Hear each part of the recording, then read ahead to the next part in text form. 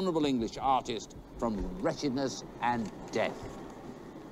Haydn's friend, the poetess Elizabeth Barrett Browning, was more succinct. The dwarf slew the giant.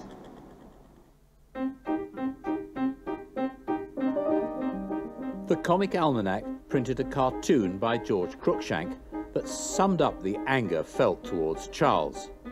Haydn was the tragic artist. Tom Thumb was the indolent freak lounging on a sofa. It was called Born a Genius, Born a Dwarf. No one helped Haydn when he was alive, but now he was dead, he was a useful symbol. High art needed protection from the rising tide of mindless popular culture. That sounds familiar. Today,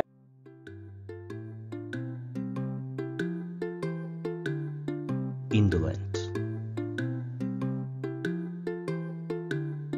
indolent, indolent.